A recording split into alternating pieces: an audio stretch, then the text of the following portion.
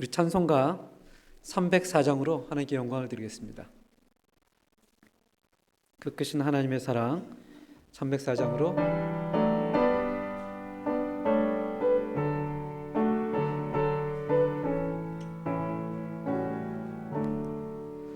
그 크신 하나님의 사랑 말로 다 효용 못하네. 저 높고 높은 별을 넘어 이 낮고 낮은 땅 위에 죄범한 영혼 구하려 그 아들 보내사 화목제물 삼으시고 죄 용서하셨네. 하나님 크신 사랑은 그냥 다 못하네. 영원히 변치 않는 사랑 성도여 찬양하세. 그런 시절 지나가고 땅 위에 영화 쇠할 때 주 믿지 않던 영혼들은 큰 소리 외쳐 울어도 주 믿는 성도들 사랑 베푸사 우리의 죄 사했으니 그 은혜 잊을까. 하나님 크신 사랑은 증량 다 못하네. 영원히 변치 않는 사랑 성도여 찬양하세.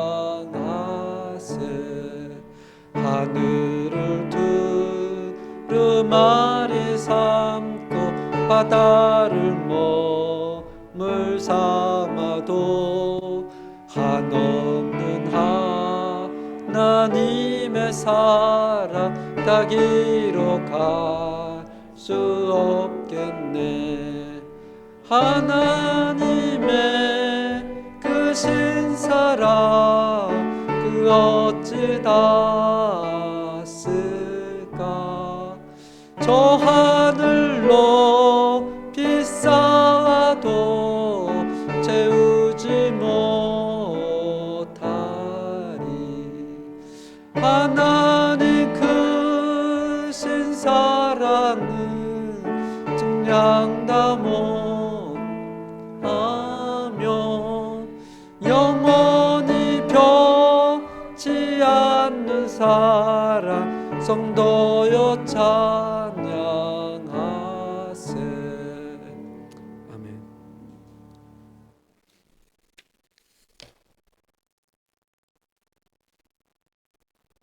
기도드리겠습니다. 사랑하는 하나님 감사드립니다. 이번 한 주간도 변함없이 우리를 지켜주시고 사랑하여 주시고 또 우리의 발걸음을 이렇게 주님의 전으로 인도해 주심을 진심으로 감사드립니다.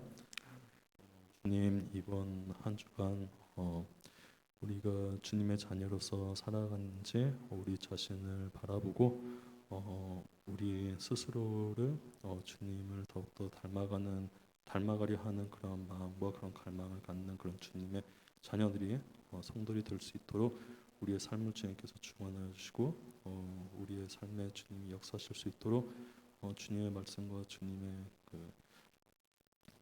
주님의 말씀을 갈망하며 주님과의 소통을 갈망하며 살아가는 그런 주님의 자녀를 되도록 인도해 주시옵소서. 주님, 지금 세상의 많은 일들로 인하여 불안한 요소들이 많고 또 분쟁의 조짐들이 많아 보이는데 주님, 이럴 때일수록 우리가 주님의 자녀인 것을 잊지 않고 주님 안에서만 그 희망을 바라보며 살아갈 수 있도록 우리의 믿음을 굳건히 붙잡아 주시옵소서. 주님 이 나라에서도 여러 가지 일로 인하여 또 시끄러워지고 불안한 요소들이 많아지는데 주님 이 우리가 살아가고 있는 칠레 땅에 인도 지도자들이 이 나라를 지도나가고 또 이끌어갈 때 주님께서 그들의 마음을 움직여 주시고 주님의 지혜로 이 나라를 이끌어갈 수 있도록 주님께서 인도해 주소서.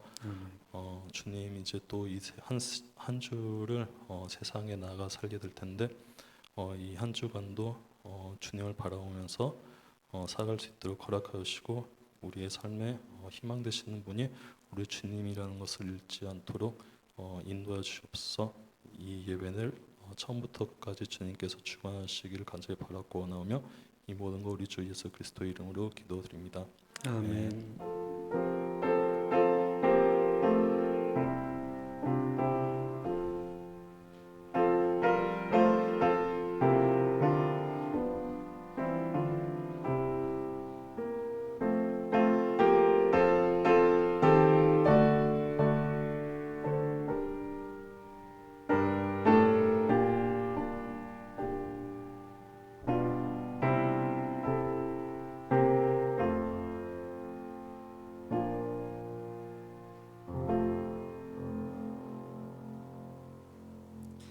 오늘 함께 나눌 하나님의 말씀은 요나서 4장 4절에서 11절까지 함께 보도록 하겠습니다. 구약성경 1289페이지입니다. 요나서 4장 4절에서 11절까지 구약성경 1289페이지.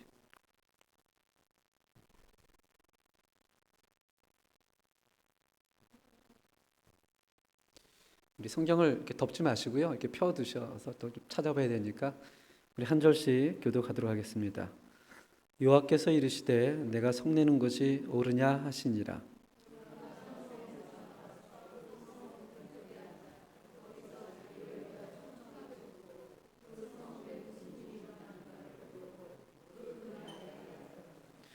하나님 여호와께서 박넝쿨을 예비하사 요나를 가리게 하셨으니 이는 그의 머리를 위하여 그늘이 지게 하며 그의 괴로움을 면하게 하려 하심이었더라. 요나가 박넝쿨을 말미암아 크게 기뻐하였더니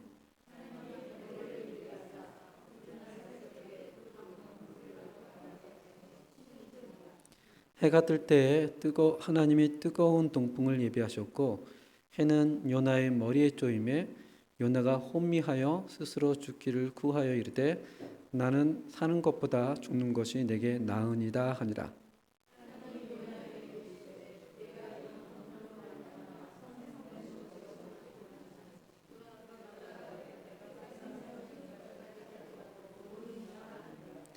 여호와께서 이르시되 내가 수고도 아니하였고 재배도 아니하였고 하룻밤에 났다가 하룻밤에 말라버린 이 박농쿨을 아꼈거든. 함께 읽겠습니다. 하물며 이 큰 성읍 니느웨에는 좌우를 분별하지 못하는 자가 12만 명이요 가축도 많이 있나니 내가 어찌 악지기 아니하겠느냐 하시니라. 아멘. 요새 현대인들에게 있어서 스마트폰, 컴퓨터, 각종 디지털 기기는 일상에 정말 빼놓을 수가 없습니다. 이렇게 말하는 저도 잘 때까지 이렇게 핸드폰으로 뉴스 검색하고요. 또 알람 맞춰 놓는다고 바로 그냥 옆에 어쩔 때는 날씨가 추울 때 전기장판을 꽂고 아침에 일어나면 스마트폰이 뜨거워서 잡지를 못할 정도로 뜨거울 때가 있습니다. 이렇게 디지털 기기를 과도하게 사용하다 보니까 사람들이 점점 기억력도 원래 좋지 않았던 기억력인데도 감퇴가 되고 계산 능력도 떨어지고 예전에는 이민 와서 현지인들이 뭐 할 때마다 계산기 꺼내는 거 보면 그렇게 우스웠습니다. 근데 제가 요새는 꺼내지 않으면 계산이 안 돼요. 이 암산 능력이 다 사라져가지고 이것을 디지털 건만증이라고 합니다. 새로 나온 증상이에요. 예전에는 그냥 건망증, 기억상실증 있었는데 요새 현대를 살아가는 모든 사람들이 디지털 건망증을 앓고 있다고 합니다. 원래 사람이라는 기억이라는 게 뇌를 들어오게 되면 처음에는 단기 기억으로 있다가 해물을 통해 대뇌피질을 통해 이것이 반복이 되면 장기 기억으로 저장이 됩니다. 이 저장되는 데 좀 시간이 걸리거든요. 근데 이제 디지털 기라든지 스마트폰 이런 것들이 계속 새로운 지식이 막 들어오니까 이 기억들이 장기 기억으로 머물지 못하고 자꾸 밀려나는 겁니다. 밀려나는 거예요. 이렇게 짧은 기억들이 막 연속되다 보면 어떨 때는 대화하다가 생각이 안 나요. 이렇게 되면 그거 있잖아, 그거. 그게 뭐지? 뭐 서로 그거를 막 얘기하는 디지털 건망증. 누가 디지털 건망증을 가지고 있을까? 한 9가지 가운데 만약에 2가지 정도만 해당이 된다면 내가 디지털 건망증이다라고 생각하시면 됩니다. 첫 번째는 외우는 전화번호가 가게번호와 집번호뿐이 없다. 아마 다 해당이 되지 않을까요? 두 번째는 전날 먹은 식사 메뉴가 생각이 잘 안 난다. 이건 정말 아이고죠. 이거 모르면 계산서에 설명할 때 빼고 거의 손으로 글씨를 써본 적이 없다. 예전엔 전부 다 필기를 했지만 요새는 정말 저도 필기를 잘 안 합니다. 다 이렇게 저장해 놓고. 네 번째로는 자기는 인식을 못 하는데 주위에서 왜 자꾸 같은 얘기를 또 하냐고 지적을 받은 적이 있다. 여기서 한 2개 넘었나요? 아직도 많이 남았는데 큰일 났습니다. 애창곡의 가사를 보지 않으면 노래를 못 부른다. 나는 처음 만났다고 생각했는데 알고 보니까 전에 만났던 사람이었더라. 그런 경우도 있습니다. 나는 처음 만났다고 생각했는데 사실은 만났던 사람이에요. 근데 기억이 까마득한 겁니다. 몇 년째 사용하고 있는 자신의 핸드폰 번호를 갑자기 떠오르지 않는다. 종종 있죠. 그 상대편에게 전화 좀 한번 해봐. 뭐 이렇게 하잖아요. 8번째로는 제가 하나는 뺍니다. 아이고. 아는 단어가 그러게 말입니다. 건만증이 있어가지고요. 아는 단어가 생각나지 않은 적이 있다. 그리고 주변 사람들과 대화보다는 80%가 SNS를 통해야 한다. 이것은 아마 젊은 사람들에게 많이 해당이 되겠죠. 이 9가지 가운데 2개만 해당이 된다면 100% 디지털 건망증입니다. 어떻게 좀 해당이 되시나요? 얼굴 표정이 보니까 전부 다 이렇게 해당이 되신다고 저한테 답변을 해주신 것 같아요. 이 디지털 건망증을 해결하려면 디지털 기기들을 잠시 내려놓고 생각의 훈련을 해야 됩니다. 오늘 아침에 얘기 나눴던 것처럼 단순하고 반복적으로 지속적으로 어떤 책을 보면서도 계속 한번 생각하고 묵상하고 점점 현대가 발달하고 이 빠른 디지털 기기를 보면 묵상하는 능력, 어떤 사고하는 능력이 자꾸 떨어지는 우리들의 모습을 보게 됩니다. 이와 비슷한 건망증이 하나 있습니다. 그것도 우리는 영적 건망증이라고 그래요. 분명히 하나님으로부터 수많은 은혜를 받았고 하나님과 동행한 그 흔적들이 있는데도 불구하고 몇 년 전 일도 아닙니다. 겨우 몇 달 전 일도 아니에요. 며칠 전 일을 까맣게 잊어버립니다. 하나님의 은혜를 받을 때는, 하나님의 말씀을 감동을 받을 때는 세상이 다 내 것 같고 영적으로 감동이 되어지며 하나님의 동행하는 것 같은데 며칠만 지나면 그런 일이 마치 없었던 것처럼 살아갑니다. 그것을 우리는 영적 건망증이라고 얘기를 합니다. 어떠신 것 같아요? 있으신 것 같아요? 없으신 것 같아요? 오늘 우리가 본문에서 보는 요나가 그랬습니다. 요나는 하나님의 말씀을 대적하고 다시스로 도망을 가려 했습니다. 그때 하나님의 진노가 폭풍 가운데 임했는데 요나가 잘해서 구원을 받은 것이 아니라 하나님의 자비함으로 하나님의 은혜스러움으로 그가 물고기의 뱃속에 들어가 구원을 받고 니느웨에 도착하게 됩니다. 마땅히 심판을 받을 만하지만 하나님이 그냥 요나를 궁히 여겨주시고 그를 붙들어 주시자 요나는 물고기 뱃속에서 하나님을 찬양하며 기뻐까지 했습니다. 그런데 요나 역시 영적 건망증을 가지고 있던 사람이었어요. 그런 하나님의 자비와 은혜를 바로 직전에 맛봐놓고도 마치 마태복음 18장에 나오는 마태복음 18장 유명한 예화가 나오죠. 1만 달란트를 빚졌던 어느 종이 그 왕에게 감사합니다 라고 머리를 꿇어 엎드려 놓고 그 자리에서 나오자마자 자기에게 100데나리온 빚진 자를 자꾸 어떻게 하죠? 목을 붙잡고 너 같은 놈은 도저히 용서할 수 없다고 바로 직전에 하나님에게 어마어마한 용서와 자비를 받던 그 사람이 까맣게 잊어버립니다. 그리고 다른 사람을 정죄하고 심판하고 감옥에 넣게 되죠. 요나가 그랬습니다. 하나님이 심판하지 아니하시고 그를 긍휼히 여겨주시고 그에게 자비를 베풀어 주셨는데 하나님께서 요나에게 그러죠. 요나야 니느웨 가서 하나님의 말씀을 전하라. 조금 전까지만 해도 하나님을 찬양했던 그 요나가 사흘 동안 걸어갈 그 니느웨를 사흘도 걸어가지 않습니다. 딱 하루 건너가면서 5마디 합니다. 5마디. 40일이 지나면 니느웨가 무너지리라. 이 말씀 가운데서는 그들이 구원받았으면 좋겠다, 하나님의 자비가 임했으면 좋겠다라는 소원이 전혀 들어가지 않고요. 요나의 마음은 어떤 마음이 들어가 있습니까? 저들이 40일 되기 전에 빨리 망했으면 좋겠다. 저들이 회개하는 것을 내가 도저히 두고 볼 수가 없다. 그래서 오늘 본문에서 니느웨 사람들이 회개하고 기뻐하고 돌아온 것을 기뻐하시는 하나님의 생각과 그것을 분노하고 화내는 요나의 생각이 이게 충돌하게 됩니다. 정면으로 충돌하게 돼요. 4장 1절 한번 보겠습니다. 4장 1절 함께 읽겠습니다.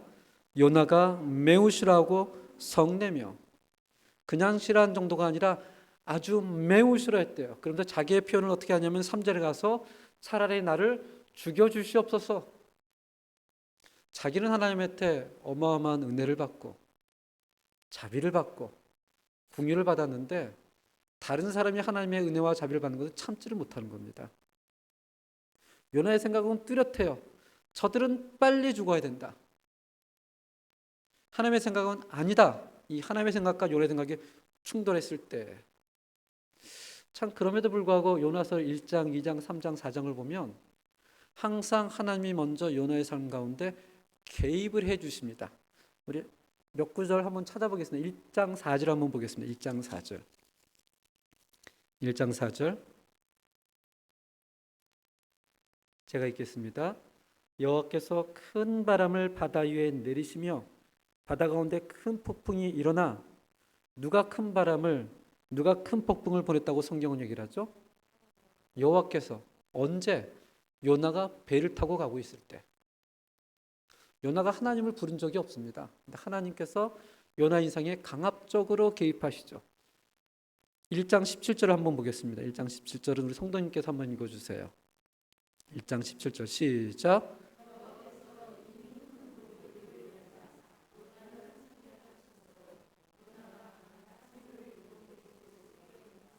아멘.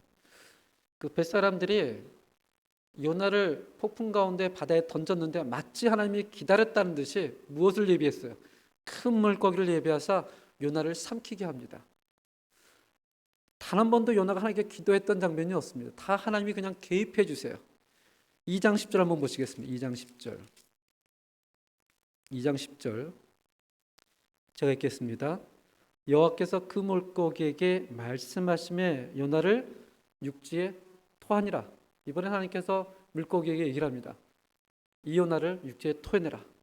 4장 6절 한번 보겠습니다. 4장 6절 오늘 본문 말씀이긴 한데 우리 성도님들이 한번 읽어주세요.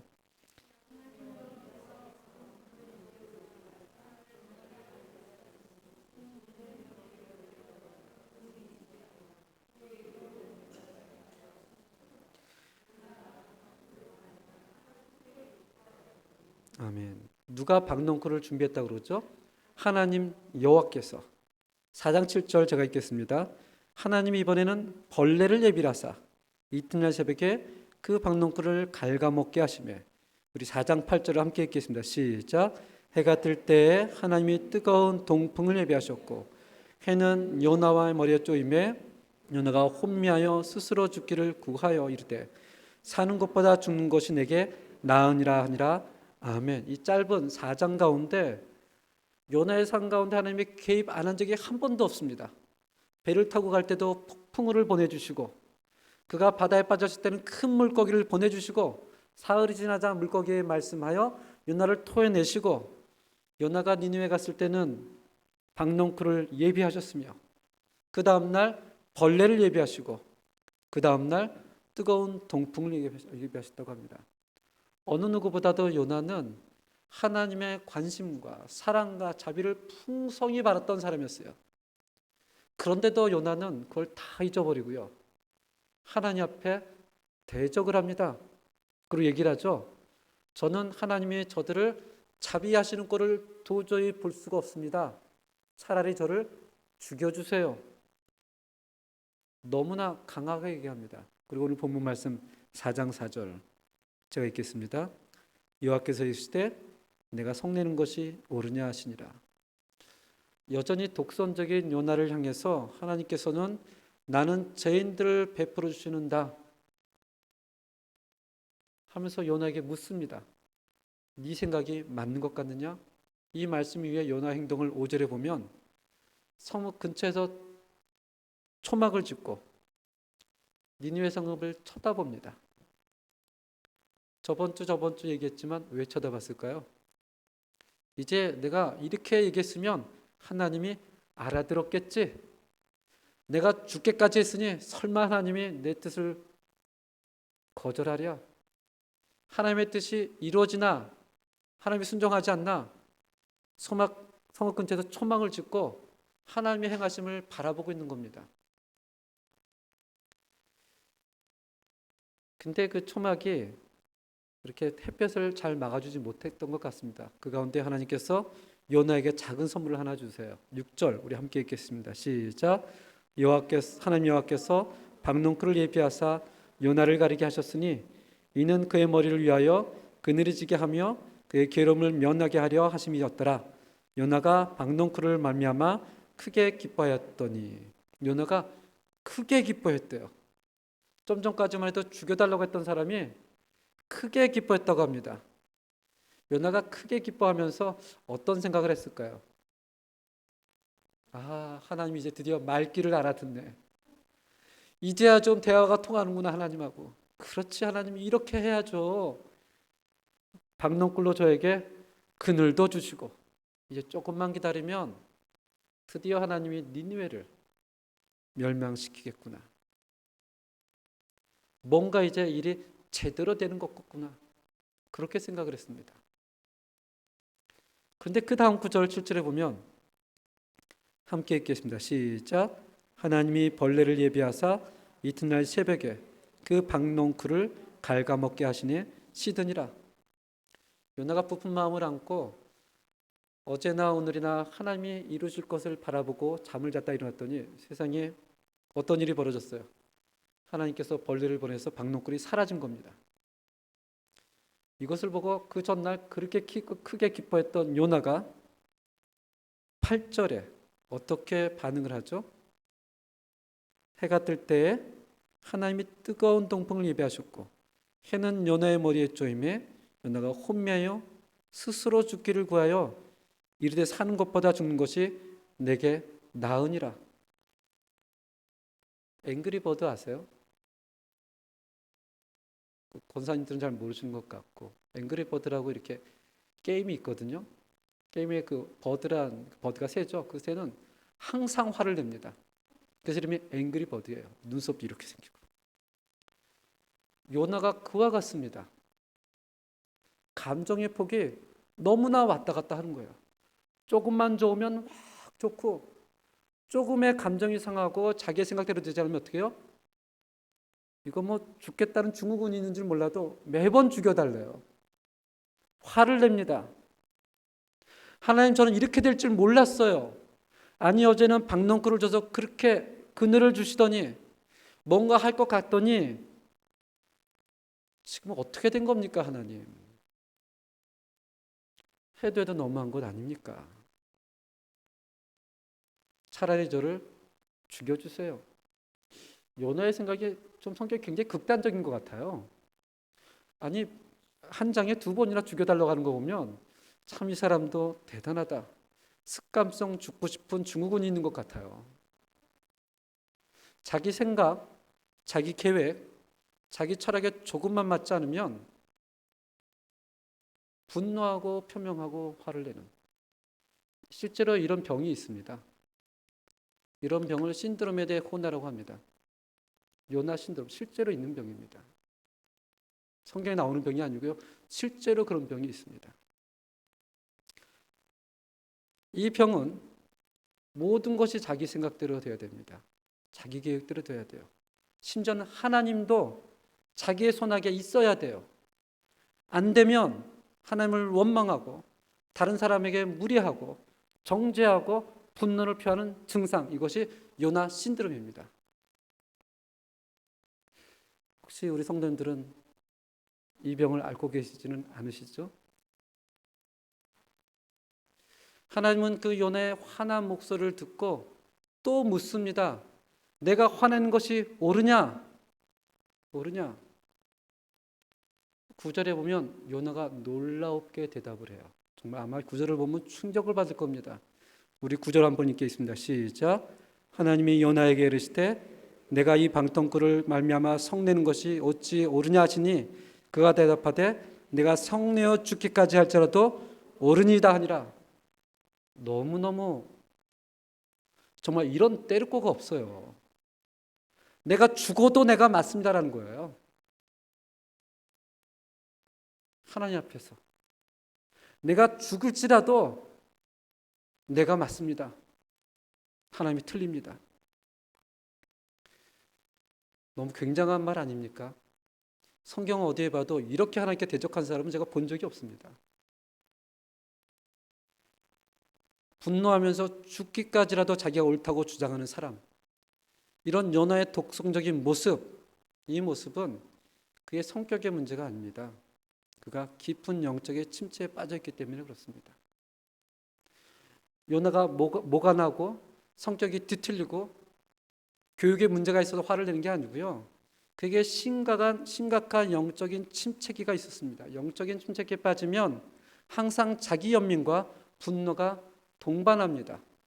이 영적인 침체는 요나가 믿음이 없기 때문에 오는 게 아닙니다. 믿음이 있어도 영적인 침체가 옵니다. 누구에게나 옵니다. 요나는 지금 하나님이 자기를 외면하다고 생각하고 있는 겁니다. 자기 인생은 자기 생각대로 되지 않는다고 생각을 하는 겁니다. 그것이 다 누구 때문이에요? 하나님 때문이가 화가 납니다. 하나님 몇 번씩 타일러도 내가 죽기까지 내가 맞습니다. 내가 옳습니다. 영적인 침체기에 있기 때문에. 우리가 욥기서를 나중에 한번 또 은혜를 나누는 시간이 있겠지만 욥이 그랬습니다. 그렇게 부자였던, 화목하게 살았던 동방의 의인이었던 욥이 어느 날 모든 것을 잃어버립니다. 재산도 잃고 사랑하는 자녀들도 잃고 몸에는 종기가 나서 벅벅 긁고 그 모습을 보고 있던 아내가 이런 얘기를 하죠. 당신을 이렇게 만든 이는 누구다? 하나님이다.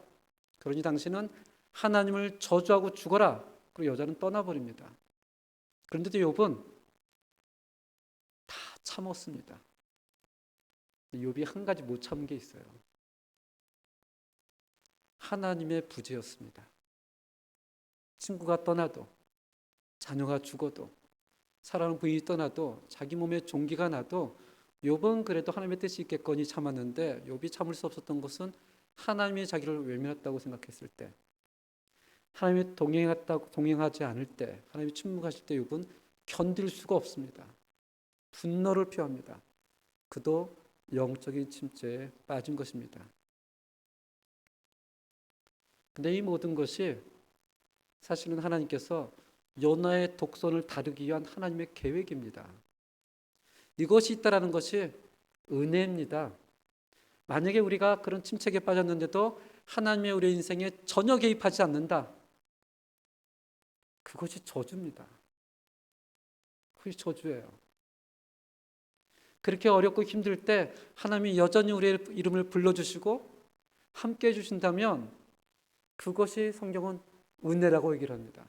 요나는 지금 자기가 은혜 가운데 있다고 생각을 못하고 있는 거예요. 영적 건망증이 있어서 자기가 불행하다고 생각합니다. 하나님을 외면했다고 생각을 해요. 10절 함께 읽겠습니다. 시작. 여호와께서 이르시되 내가 수고도 아니하였고 재배도 아니하였고 하룻밤에 났다가 하룻밤에 말라버린 이 박농쿨을 아꼈거든. 내가 수고도 아니하였고 재배도 아니하였고 하룻밤에 났다가 하룻밤에 말라버린 이 박농쿨을 아꼈느냐? 요나가 대답을 하죠. 속으로. 성경에는 안 나옵니다. 아시긴 아시네요, 하나님. 제가 얼마나 아꼈는데요. 얼마나 나를 보호해 줬는데요. 근데 그것까지 가져가 버리십니까, 하나님? 하나님 저에게 해주는 것이 하나도 없습니다. 하나님은 왜 그러셨어요? 오늘 마지막 구절을 함께 읽어보겠습니다. 시작. 하물며 이 큰 성읍 니느웨는 좌우를 분별하지 못하는 자가 12만 명이요 가축도 많이 있나니 내가 어찌 아끼지 아니하겠나이까 하시니라. 아멘. 재미있는 것은 요나서가 뭔가 미완성으로 끝난다는 겁니다. 이렇게 끝나면 뭔가 결론이 없어요. 예를 들어서 하나님께서 나는 이렇게 하는데 넌 어떻게 생각하느냐? 그럼 요나가 하나님 정말 제가 죄를 졌습니다. 제가 몰랐습니다. 이렇게 아름답게 메모해주면 좋은데 하나님의 질문으로 끝나버려요. 요나가 어떻게 대답한지는 안 나옵니다. 우리 역시 요나가 뭐라고 대답했는지는 우리 상상 속에만 있는 거예요. 하나님은 폭력적이고 죄 많은 니느웨 사람들을 가리켜 이렇게 얘기를 하죠. 저들은 어떤 사람이다? 좌우를 분별하지 못하는 자다. 이 말씀에 하나님의 긍휼이 들어가 있는 겁니다. 저들은 멸망받을 사람이 멸망받을 만하다. 저들은 죄인이다. 저는 악하다. 이렇게 얘기하지 않고요. 저들이 영적으로 무지해서 그렇다. 뭔지 몰라서 그렇다. 어리석어서 그렇다. 그래서 나는 그들의 기회를 주고 싶다. 죄가 없다라는 것이 아닙니다. 근데 하나님은 그들을 긍휼히 봤습니다. 기회를 주고 싶었어요. 너는 하룻밤에 일어났던 사라지는 박농쿨을 사랑했지만 나는 저 12만 명에 있는 저 사람들을 너무너무 사랑한다.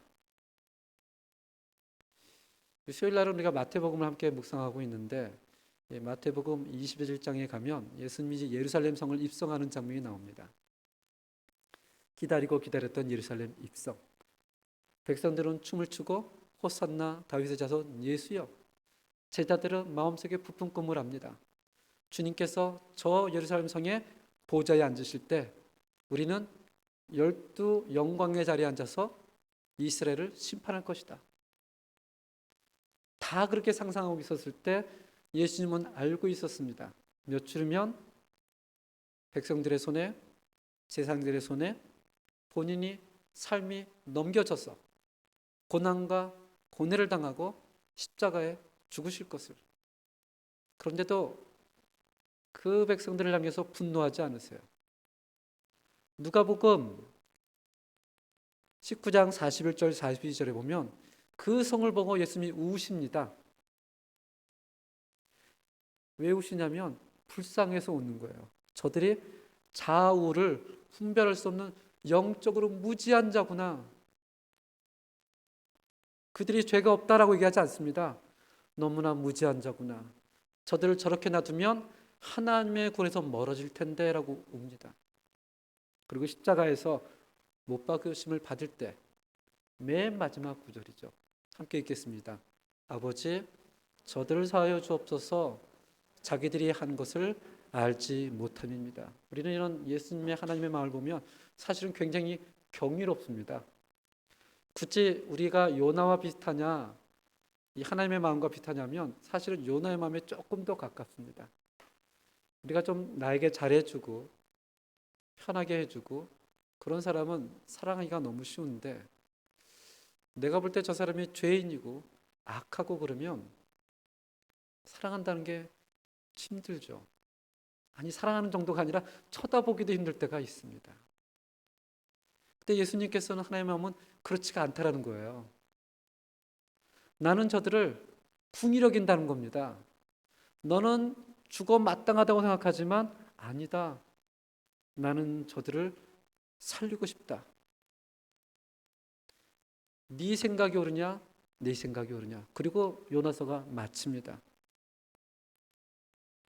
이 질문에는 많은 의미가 담겨 있습니다. 생명의 하나님, 치유의 하나님, 회복시키는 하나님, 인간을 파멸시키기보다는 인간을 구원하고 사랑하고 생명을 주시는 하나님. 요나서에서 요나는 어떤 대답도 없이 끝이 납니다. 여러분은 요나가 어떤 대답을 했을 것이라고 상상이 듭니까? 끝까지 아니요라고 했을까요? 아니면 맞습니다라고 했을까요? 쓰여지지 않기 때문에 잘 모르겠지만, 그러나 요나서가 성경으로 선택되어져서 66권 안에 들어가 있는 것을 보면 아마도 하나님의 마음을 이해하지 않았을까라는 추측을 한번 해봅니다. 그런 추측을. 어떤 주석가가 이렇게 얘기를 합니다. 요나서는 결론을 우리에게 남겨주었다. 요나가 결론을 내리지 않았지만 요나서를 읽는 우리는 대답을 해야 된다. 하나님이 옳으냐? 우리가 옳으냐? 여러분들은 어떻게 대답을 하시겠어요? 고집스럽고 자기 주장과 자기 생각에 사로잡혀 하나님의 뜻과 반대의 길을 걸었던 자기 의로 똘똘 뭉쳤던 요나. 이 요나의 이름을 거꾸로 하면 답이 나옵니다. 한번 읽어볼까요? 나요. 바로 저고 여러분입니다. 요나가 하지 못했던 답을 우리 사랑하는 성도님들께서는 하나님 앞에서 답을 하시면서 너도 사랑해야 되지 않겠니? 라는 그 질문에 아멘이라고 답하면서 또 한 주간을 살아가는 여러분과 제가 되기를 주님으로 축원합니다. 잠시 기도하겠습니다.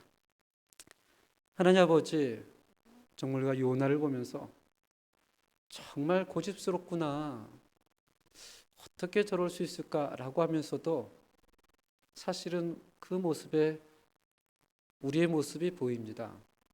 내 생각대로 하고 싶고, 심지어는 하나님도 내 뜻대로 움직이고 싶고, 내 계획대로 다 되어지면 은혜라고 얘기하며 크게 즐거워하지만, 그것이 조금 어그러지고 계획에 차질이 생기면 말할 수 없는 분노를 느끼며 다른 사람을 원망하고 정죄하는, 그러면서도 하나님의 마음을 이해하지 못하는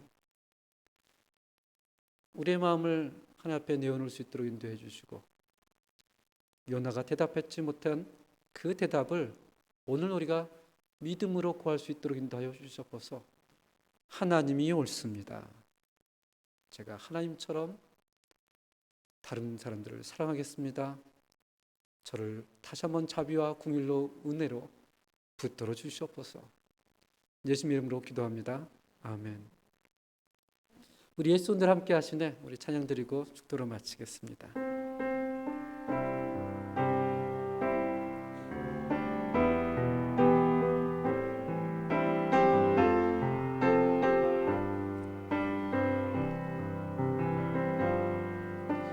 고단한 인생길 힘겨운 오늘도 예수 마음 아시네. 지나간 아픔도 마주할 세상도 예수 내 마음 아시네. 믿음의 눈 들어 주를 보리. 이 또한 지나가리라. 주어진 내 삶의 시간 속에 주의 뜻 알게 하소서. 믿음의 눈 들어, 믿음의 눈 들어 주를 보리. 이 또한 지나가리라. 주어진 내 삶의 시간 속에 주의 뜻 알게 하소서. 지금은 우리 주 예수 그리스도의 은혜와 하나님의 놀라운 사랑과 성령님의 교통하심이 이 땅에서 하나님의 은혜와 자비 안에서 그 은혜와 자비를 다른 사람과 나누며 주를 찬양하며 살기를 원하는 우리 모든 사람 위에 지금부터 영원까지 함께할지어다. 아멘.